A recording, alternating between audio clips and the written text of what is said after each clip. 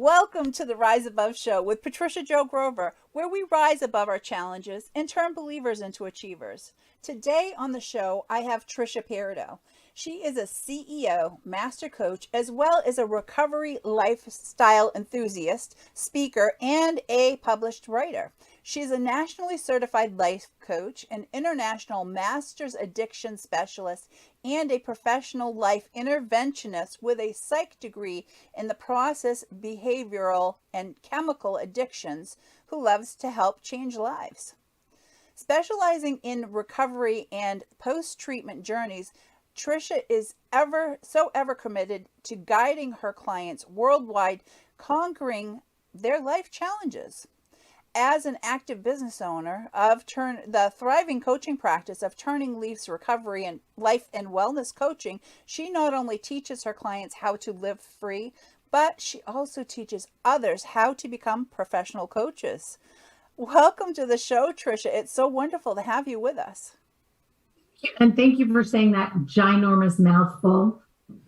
I really appreciate it. It is something that you do, and I know you're very passionate about it. So I have you on, and I have a new episode that I'm starting, a segment that I'm starting in my show. And so I want to jump right into it with you, Tricia. So the segment is This Grammy Doesn't Knit, She Cliches. And it's for fun because I have a curiosity to find out what phrases or words of wisdom that you may have had be familiar with from childhood or whatever. So do you have one to share with us? You know what? Something I heard quite a bit when I was growing up was, and I'll keep it clean, poop or get off the pot. Oh, yes, we all know that one, I think. So does it still, what did it mean to you as a child? Did you really understand it when you were a kid?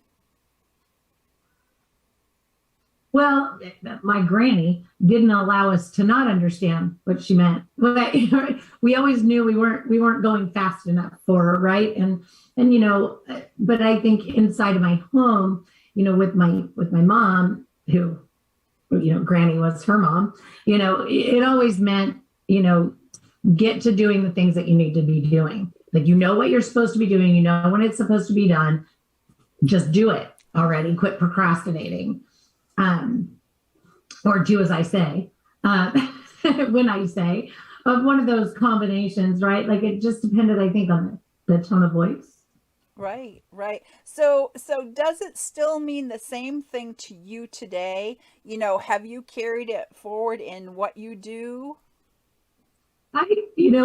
For my own personal journey and my own practice and in my own way of living, absolutely, the internal dialogue will tell me, sit down, focus, get to it, right? And especially if there's something that I'm hesitating with, it's a gentle reminder to ask myself, what is the hesitation?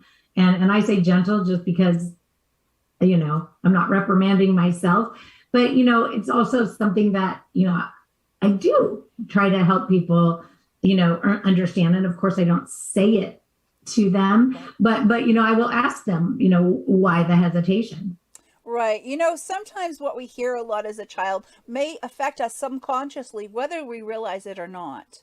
And I'll use for an example, my mom would say when she'd find herself sitting around not doing too much, she'd say, this isn't going to buy the baby any new shoes. Mm-hmm. And to me that's stop wasting your time. You got to get to work. This isn't being beneficial at all. So that stuck with me, and I guess that's part of who I am today. Is I use this in my own head, when I'm in those situations. So Tricia, what words do you think could be used to give that same answer or the same meaning today? Why wait till tomorrow? What can be done today? Right. The first thing that pops in mind. Yeah, exactly. Or, let's just do it and get it done already, Right. Wonderful. Well, Tricia, thanks for playing along with me because I'm actually doing this as a kind of research to help me out as I work with clients, because it is interesting what we bring to our lives today that came from our past. It is. It was a lot of fun. Yeah. I like. There. Well, so are you ready to get started with me asking you some other questions? I'm always ready for you, All Patty. right, wonderful. So it would be helpful for us to understand what you mean, Tricia, when you say living free. Can you explain this to us? Well, when we talk about living free, it if we think about this, right? Addictions, negative attachments, and habits that hold us hostage, right? Those things that we feel are those control mechanisms, they're seated in a pressure to perform. Right. And so really what we're talking about is reliance on something that's outside of us, right? That's something or someone or whatever it might be for that person, right? We're relying on it to bring us peace, joy, comfort, relief, value, validity, worthiness, right? And so when it doesn't perform, it doesn't actually create the effect. So we want to live free from that pressure to perform on something outside of us that we have no control over, right? Or that we can't. Anyway, you get it, right? Like we can't rely on something outside of us to bring us peace, joy, comfort, or relief, value, validity, or worthiness.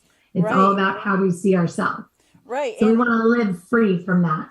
Exactly. And those are comparisons again to us to other people and social media actually, that sparks all kinds of different things for people. Those are triggers a lot of times. Oh, 100%. Yeah, yeah. So Tricia, can you talk more about how the distinctions, the addictions and the negative attachments and habits hold us hostage? Sure. So, and I know you said this in my introduction, but in my journey, um, I discovered that issues for me or addictions for me were not necessarily just chemical in nature, right? So as I'm studying and learning, I started to dive into those process, behavioral, and chemical addictions. And so, when we talk about a negative attachment, it's, again, putting that emotional purpose on something else, right? We're attached to being busy. We're attached to, I've got to be everything, right? And then the habits that hold us hostage, the 6 a.m. spin class that if you miss it, your whole day is derailed.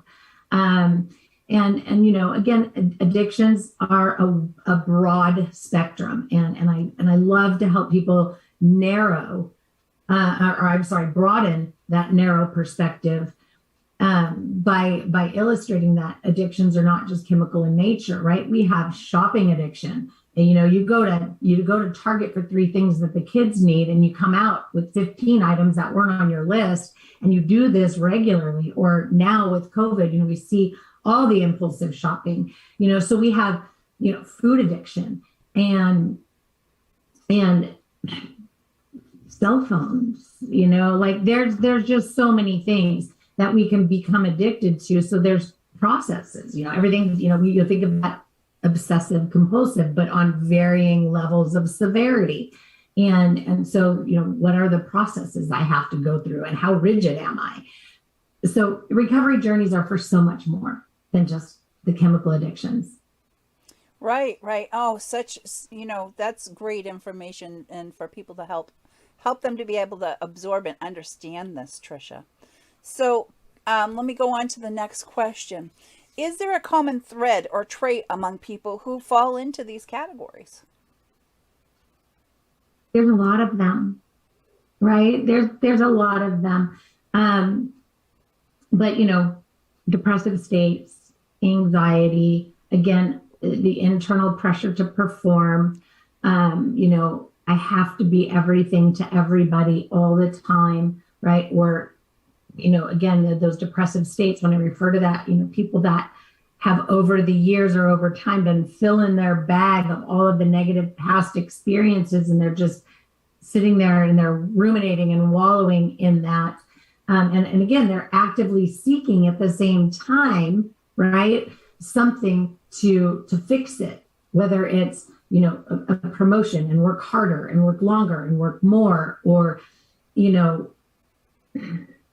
be the best housewife, PTA mom that they ever can be, right? So to give light to it, the majority of my clientele, if I was to, put a avatar to it, right? We're looking at 30 to 60-year-old women that are or were stay-at-home moms that either have their own business, they run from the house, but anyway, are, find themselves, having a glass of wine while nobody's looking, while they're vacuuming during the day, are eating the bucket of brownies on the way home in the car, have all of their hidden purchases in the back of the closet. In their gym bag, you'll find whatever their secret indulgence is, and really what it is they no longer know who they are outside of their role, right? They've become this role. And so as we go through life transitions, the kids get older, and we get lost. And again, we're seeking. So we find ourselves again, trying to buy that perfect business suit so that I look the part, only I feel like I'm wearing a costume. Okay. Yeah. So I don't know. yeah, that right. But that helps clarify, definitely. Well, we need to take a quick break for a message from our sponsor, 133 Approved Funding. And when we come back, we'll get back into the questions.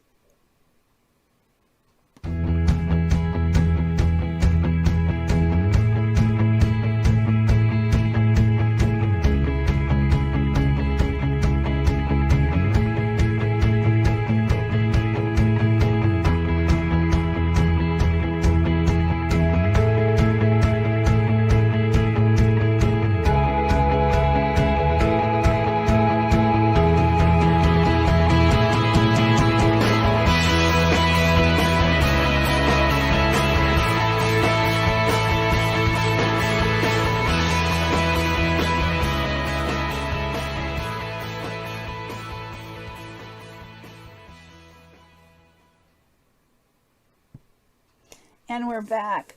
So Tricia, some more questions for you. Today's world is still functioning on that uncharted territory. So Tricia, what are you seeing as a practitioner to help people that are in this distress, this feeling of distress? Well, I think, this whole COVID pandemic period, really created, well, I shouldn't say created, allowed space for people to maybe we'll just call it waver, right?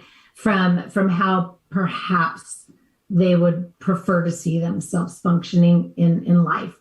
So, alcohol sales soared to well over 200%. Alcohol sales to women, more than doubled, and online alcohol sales also skyrocketed. And now you add in, that ability to order, takeout and take to go alcohol, right? And then you're working at home, and then you got neighbors there. And what I noticed was a lot of people were just like hanging out midday with neighbors and friends or whatever, and like, hey, let's have lunch together, and whatever. People were drinking more. The drinking has increased, so that's one thing that I'm seeing the most of. That's and we'll just call it increased eating, right? So, the relationship with foods, we're doing a lot of comfort eating. We're doing a lot of, overindulgence. and as well as online shopping. So those would be, I think, my top three that I have noticed an increase in. And so what I'm seeing right now is that people are really, because it doesn't take that long. So if you start increasing your drinking and over time, or, increasing your sugar intake, or even things that convert to sugar, and you're doing this hand to mouth. So now you're creating this habitual way of doing things. It doesn't take that long for it to become an addiction, right? And whether it's, again, we have to look at the level of severity. So I am seeing a lot higher levels of severity than I have throughout the pandemic. A lot of people were coming with, oh, it's gotten away from me. But now I'm seeing a lot more people that are needing, a detoxification, stabilization from alcohol. And we're able to utilize, traditional, just, 3 to 7 days. But we are seeing an increase of people that are at a higher level of severity with that, as well as with the food addictions and the comfort eating. So people are really, they're really struggling, and they're like, oh, I can't do this by myself, and so I am seeing a significant influx. And, the problem with that is we're not seeing as much length of coverage, I guess, if you will, right? With insurance coverage and things like that. So, there's a lot of people out there that are ready to, make those changes, shifts, and adjustments in their life based on, whatever habit and negative attachment that they fall into. Well, Tricia, I didn't, again, with everything with the global pandemic, it really has affected so many different people on different levels with things. And I'm sure definitely with addictions, and you have the numbers, and because you were, on trend and keeping watch of all these things. And it amazes me how high of that, what sales have gone up to and these different things. Yeah, and then utilizing it to help restaurants. I think that's great, to allow people, the ability to do that. But, in the same respects, it's disheartening to hear time and time again, we can only get approved for 7 days. Enabling Yeah. things, right? Yeah. It's harder on the back end. Great. I love supporting the businesses. I love supporting the restaurants. And, there are a ton of people out there that can handle the responsibility or that drink responsibly and don't have an issue. And so I'm not comparing that to that, right? But what I'm saying is, if we're going to, what about all the treatment facilities that are having to close their doors? I literally had a company, a facility that I referred to that had been in business for well over 18 years, really amazing program, and they've closed their doors permanently. Wow. And so, but there's plenty of people out there that are looking for help. And so. Exactly. So that takes me into my next question for you, Tricia. So if you can give us 3 tips that you can give in observation points that people can look for if they're considering finding support for one of their habits. I had an influx of calls just yesterday, and again, everybody, is in that need for stabilization, that kind of thing. But, so one of my biggest recommendations is this. One, if you're a family member looking for somebody else, for a loved one, they need to be part of the process. And if you are somebody looking for assistance, for help, when I'm looking for a treatment program to be able to refer people to, I vet them. You need to vet them. You need to make sure that wherever it is you're going speaks your language. Now, of course, I get it. Sometimes we don't have a lot of options because of financial, but, there's more than one person that works there, right? You want to make sure that the treatment program speaks your language. And that really means the people that work there, right? Like, Anyway, I think that's self-explanatory. You want to make sure that it's not going to feel punitive. You don't want to come out feeling guilty, selfish, punished, or restricted.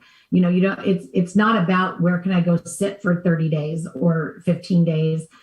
Just to remove myself from the environment. It's what am I going to bring home with me? So you want to make sure it speaks your language. Wonderful, So that's wonderful. one. Number two is very important that there's an effective continuum of care exit plan that happens, because you can't go in with the sense of security that I'm going to go to a 30-day treatment and I'm going to come out fine. 30 days is never going to undo and 30 years of conditioned behavior. So depending upon how old you are, right? Like you got here somehow. And so there's way more to it than just the chemical substance. And again, whether it's food or, right? So whether it's processed, behavioral, or chemical, 30 days is an undoing 10, 20, 30 years of conditioned ways of being. So you have to have a plan.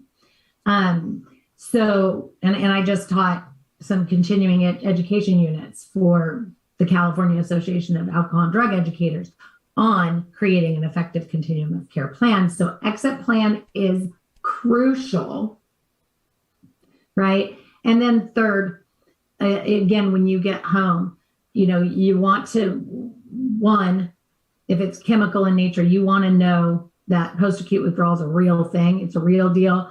And you need to know about it. You need to love and embrace it and know that it's going to be part of your life for 2 years. It's not as scary as it sounds, but it's generally something that takes people out. But when you are, you want to create something that's lifelong, manageable, and maintainable for you. There is no cookie cutter. There's no one way to do things. You have to find what's going to work for you, because this is your life too. It gets to look, feel, be however you want it to. So learn how to add, edit, delete, and make it your own. And if you don't understand that, reach out. I'll explain it to you.